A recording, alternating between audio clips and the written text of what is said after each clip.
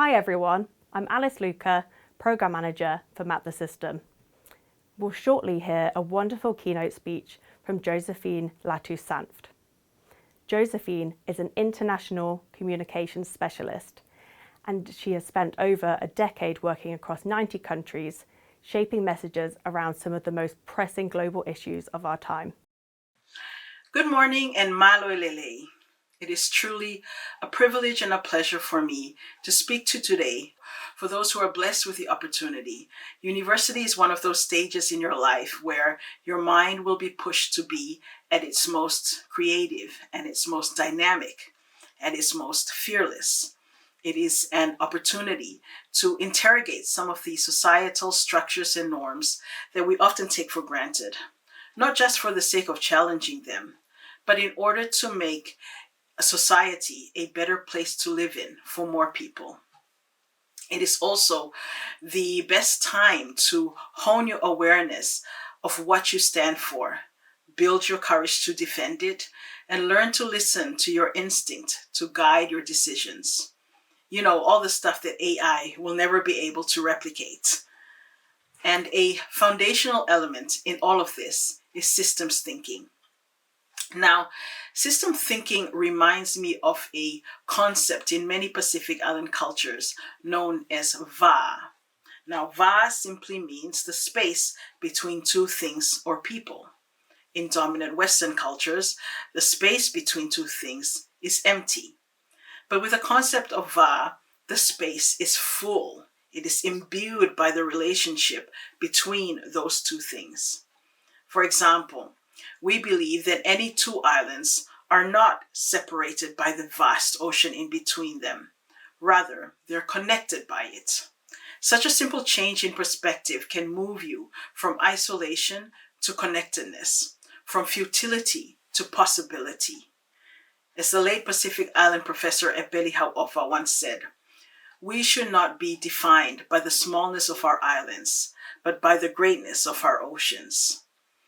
Similarly, in systems thinking, rather than viewing things in isolation, you recognize that any given issue is always embedded within a wider web of influences. One element is linked and interacts with a range of others, which shapes different outcomes. And as emerging leaders, understanding how those elements connect as a whole system, from the roots to the branches to the fruits of the tree, this is the foundation of transformational change. Now, the speech that I'll deliver to you today is one that I recently shared on the stage of TEDx London Women.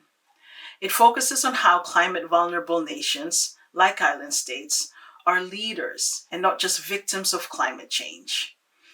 I wrote it in response to the persistent experience that I had of seeing stories being told globally about my country and my region, often from a distance, in isolation, and with an incomplete narrative.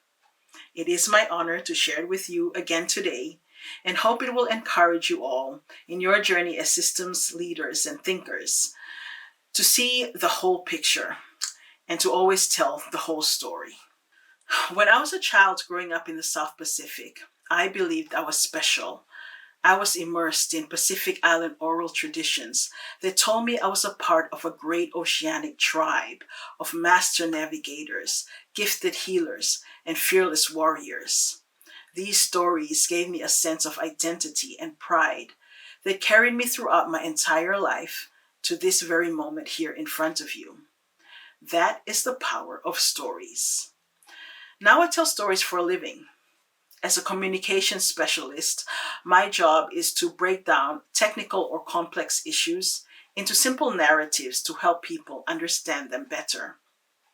In fact, when I was a journalist, we were trained to write concisely at a 6th grade reading level in order to reach the most people.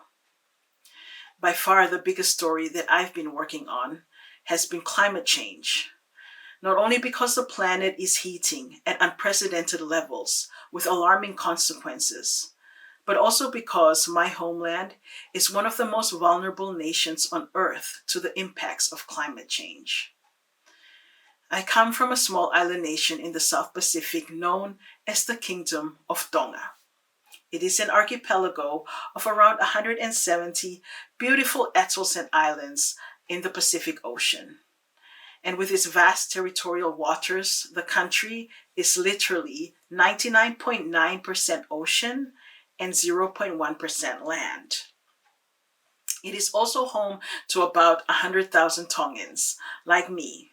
And for comparison, that's about 1/3 less than the total population of the city of Oxford. We love our rugby, we love our food, and we have a 1,000-year-old indigenous culture of which we're extremely proud. Tongans are also a very resilient people in the face of ever more increasing natural disasters. On average, Tonga sees 1 to 2 cyclones a year, often severe. The country experiences more than twice the global average rate of sea level rise. And with a capital city that sits only 1.5 meters above sea level, this means record rates of coastal erosion, overflow, and flash flooding. Communities, mostly concentrated along the coast, have lost vital infrastructure, while salt water seeps into the ground, affecting the drinking water supply and degrading crops. So the story of climate change is more than a global issue for me. It is quite personal. And as a climate communicator trying to make these issues as accessible and understandable as I can, I don't just write for any sixth grader in mind. Now, the question that shapes my thinking is, how would I tell this story to my own children? What messages about climate change do I convey to my 10-year-old son, Alex, and eventually my 6-year-old daughter, Rosabelle? Already, my son is learning about global warming in primary school, and both have caught glimpses of news stories on TV about droughts and floods in various parts of the world. What worries me the most is how they may absorb the stories being told about our people and our country and our part of the world. Because most of the time, what is out there in mainstream media and in the public domain is woefully incomplete. I can give you an example right now. If you take up your phone and do a quick Google search of the terms Pacific plus climate change, you will see that the vast majority of items that come up will have descriptions such as existential threats, intolerable levels of risk, extremely vulnerable, no future scenario, and even unlivable. You may read about islands drowning, disappearing, or sinking due to climate change. So that the impression that one gets about Pacific Island countries like mine and people like me is that we're not only small, but we're practically doomed, powerless, and in desperate and perpetual need of aid. In fact, a recent study analyzed the depiction of Pacific Island nations and climate change in major newspapers in the US, the UK, and Australia. It found that this type of vulnerability language was prevalent in nearly 80% of the stories on this topic published over the last 2 decades.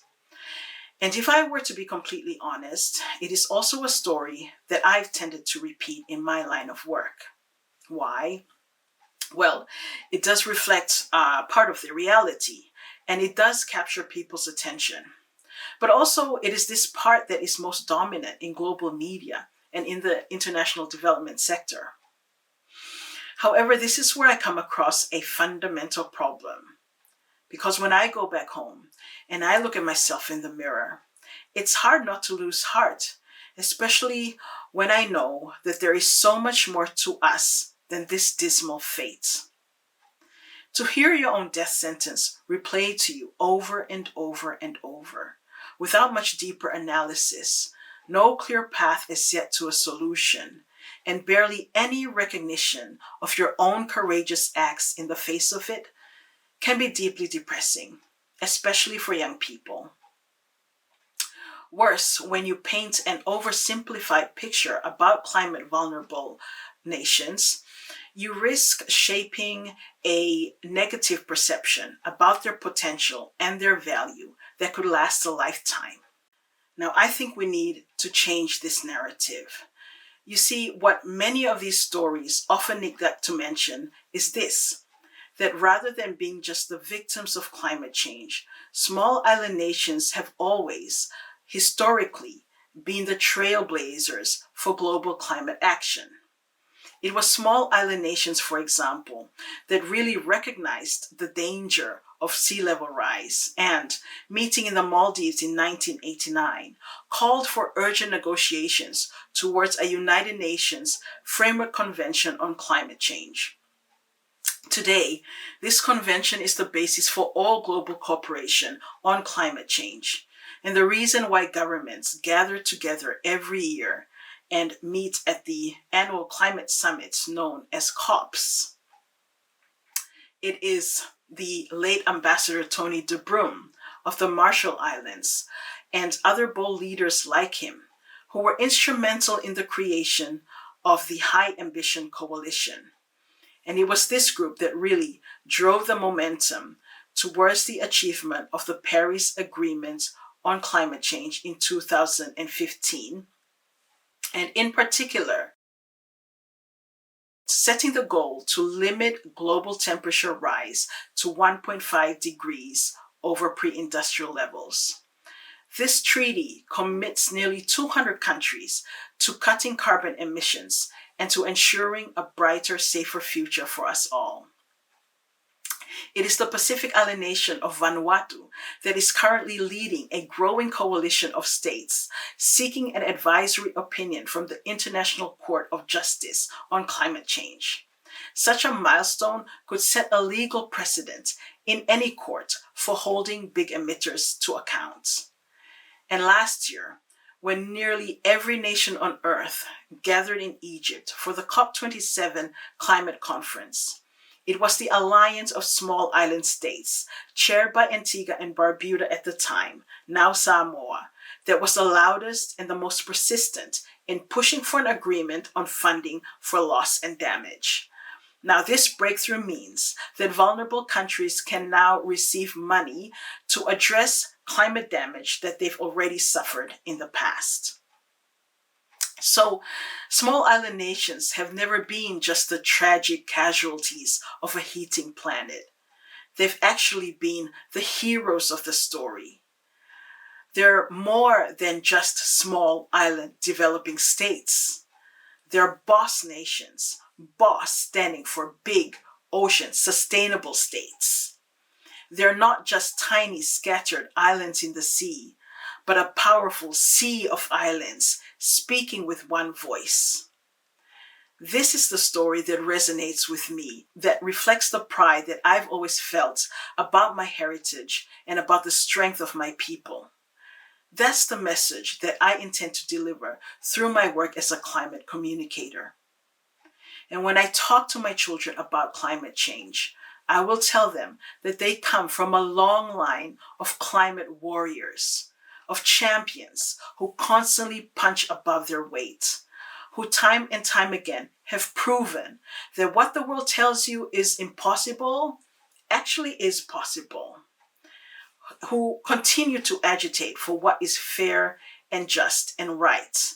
And most importantly, they carry the world with them. This is who we are.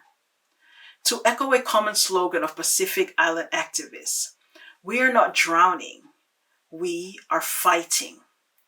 And slowly but surely, we are moving mountains. So if in the face of the climate crisis, the most vulnerable nations are not giving up, then the rest of the world, including everyone in this room, should not give up either. This is the story that I will tell my children about climate change. And now my question to you is, what story will you tell yours? Thank you.